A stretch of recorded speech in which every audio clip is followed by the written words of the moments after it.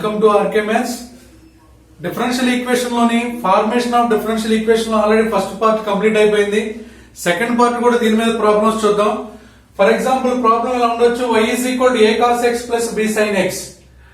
ఇలానే కాదు, y is equal to a sin x plus b cos x కూడా ఉంటుంది. ఎలా ఉన్నా సేమ్ ఇదే, first cos x sin x కొద్దిగా అటు ఇటుగా మారుతూ ఉంటాయి. అయినా ప్రాబ్లం ఎలా చేయాలనేది చూద్దాం.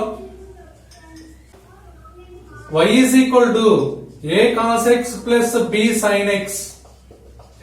సో a అండ్ b రెండు పారామీటర్స్ ఉన్నాయి కాబట్టి మనం 2 టైమ్స్ డిఫరెన్షియేషన్ చేయాలి. సో దీని ఈక్వేషన్ నెంబర్ 1 గా కన్సిడర్ చేస్తున్నాం. Differentiate with respect to x. Now y కి derivative dy by dx is equal to a constant. So cos x కి derivative d by dx of cos x. cos x కి derivative ఏంటంటే minus sin x.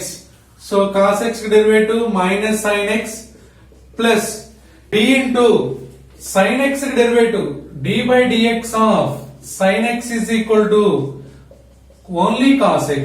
Formulas బాగా రావాలి, formulas రాకుండా sums చేయడం అంటే చాలా కష్టం. సో cos x కి derivative minus sin x, sin x కి derivative only cos x. So cos x ని ఇక్కడ సబ్స్టిట్యూషన్ చేస్తున్నాం. ఫస్ట్ టైం డెరివేటివ్ కంప్లీట్ అయిపోయింది, కానీ ఏ గానీ బి గానీ ఏది ఎలిమినేట్ అవ్వలేదు. మన సెకండ్ టైం కూడా మనకు అవకాశం ఉంది కాబట్టి again differentiate with respect to x. మరలా x తో డిఫరెన్షియేషన్ చేయండి. ఆల్రెడీ ప్రీవియస్ పార్ట్ లో డిస్కస్ చేసాం. dy by dx కి derivative d square y by dx square is equal to a minus కూడా ముందు రాసేస్తున్నానమ్మా, మైనస్ a ఇంటూ మరలా sin x. sin x కి డెరివేటివ్ ఎంత, only cos x plus b into cos x కి derivative minus sin x. So 2 times differentiation complete అయిపోయింది, కానీ A B అలాగే ఉన్నాయి. మనం డెఫినెట్ గా ఏం చెప్పుకున్నాం, డెఫినేషన్ ప్రకారం ఎన్ని కాన్స్టెంట్లు ఉంటే అన్ని సార్లు డిఫరెన్షియేషన్ చేయాలి. డిఫరెన్షియేషన్ కంప్లీట్ అయిన తర్వాత ఆర్బిట్రరీ కాన్స్టెంట్స్ కంపల్సరీగా ఎలిమినేట్ అయిపోవాలి. సో ఇక్కడ ఏ బిలు అలాగే ఉన్నాయి. మరి దీన్ని ఎలా రాయొచ్చు, రెండిట్లోనూ కామన్ గా ఏముంది, ఇది ఇక్కడ మైనస్ ఉందండి, ఇక్కడ మైనస్ ఉంది. మైనస్ ని కామన్ తీసేస్తే ఇక్కడ a cos x plus b sin x, ఇక్కడ ఉన్నటువంటి మైనస్ కామన్ వెళ్ళిపోతుంది కాబట్టి ఇక్కడ b sin x that is equal to minus of a cos x plus b sin x అంటే ఫ్రమ్ ఈక్వేషన్ 1 నుంచి మనం ఏం రాయొచ్చు, ఇది y. సో ఈక్వేషన్ 1 నుంచి మనం ఏం రాసుకోవచ్చు, y. ఎక్కడి నుంచి వచ్చిందమ్మా ఇది, ఫ్రమ్ ఈక్వేషన్ 1. సో మైనస్ 1 ఇటువైపు ట్రాన్స్పోర్ట్ చేయండి. ఆల్రెడీ ఇక్కడ d square y by dx square ఉంది, మైనస్ y ఇటు వస్తే plus y is equal to 0. Next problem చూద్దాం. y is equal to a e power 2x plus b e power 3x. Here a and b are the parameters. So దీన్ని simplification చేసి differential equation form చేయాలి. ఎన్ని parameters ఉన్నాయి మనకి equation లో, 2 parameters ఉన్నాయి, అంటే 2 టైమ్స్ డిఫరెన్షియేషన్ చేయాలి. ఫస్ట్ ఇచ్చినటువంటి ప్రాబ్లం రాయండి.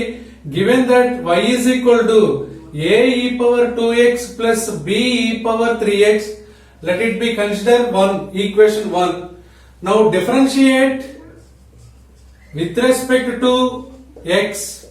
x తో డిఫరెన్షియేషన్ చేస్తే y కి derivative dy by dx is equal to a into e power 2x d by dx of e power ax is equal to e power ax కి derivative e power ax అని, ax కి internal derivative a అని మనందరికి తెలుసు.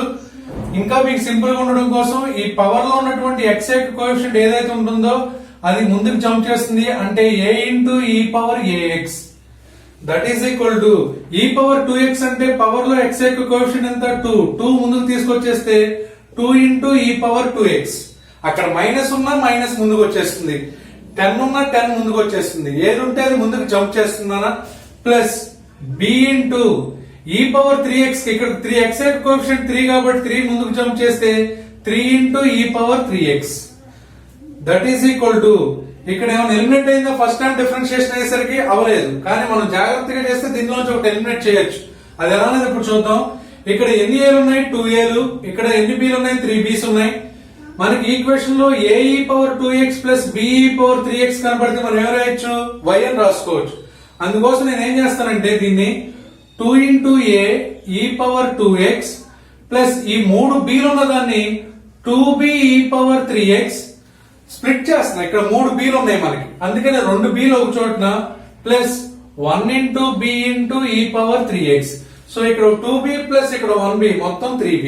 ఇలా ఎందుకు రాశామనేది ఇప్పుడు చూద్దాం. మొదటి రెండిట్లోనూ కామన్ ఏం కనపడుతుంది? 2 టర్మ్స్ లో 2 అనేది కామన్ ఉంది. 2 కామన్ తీస్తే a e power 2x plus b e power 3x plus b e power 3x that is equal to 2 into a e power 2x plus b e power 3x అంటే ఎలా రాసుకోవచ్చు? y. So 2y plus b e power 3x. ఈ 2y ను ఇటువైపు transfer చేయండి. dy by dx minus 2y is equal to b e power 3x. Let it be equation number 2. ఇప్పుడు first time differentiation అయింది, ఒక కాన్స్టెంట్ ఎలిమినేట్ అయిపోయింది. Next దీన్ని మళ్ళీ అగైన్ డిఫరెన్షియేషన్ చేద్దాం. Again differentiate with respect to x. Left hand side లో 2 terms ఉన్నాయి. ఏ టర్మ్ కా టర్మ్ సెపరేట్ గా డిఫరెన్షియేషన్ చేయండి. dy బై dx కి డెరివేటివ్ ఆల్రెడీ డిస్కస్ చేసామమ్మా. d square y by dx square minus 2 into 2 constant కాబట్టి 2 ఇంటూ y కి డెరివేటివ్ 2 ఇంటూ y కి derivative dy by dx is equal to right hand side b constant b into e power 3x. e power ax కనబడితే a jump చేస్తానని చెప్పుకున్నాం. a into e power ax. మరి e power 3x అంటే 3 jump చేస్తుంది. 3 into e power 3x.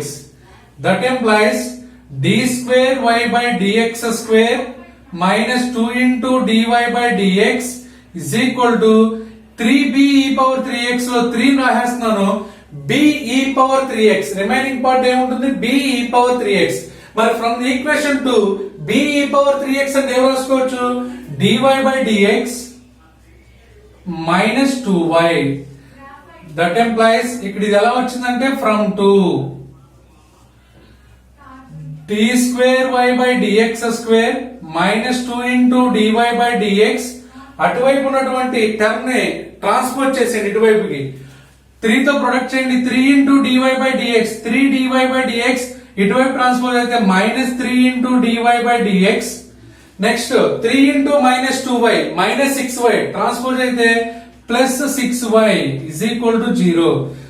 Therefore the required differential equation is d square y by dx square minus 2 minus 3 minus 5 into dy by dx plus 6y is equal to 0. ఇది మనకు కావాల్సినటువంటి differential equation. 2 parameters ఉన్నాయి కాబట్టి దీని యొక్క order 2 వస్తుంది. Already మనం previous part లో డిస్కస్ చేసాం. సో ఆర్డర్ ఇక్కడ 2. Second derivative is the highest derivative కాబట్టి దీని యొక్క ఆర్డర్ 2. ఓకే.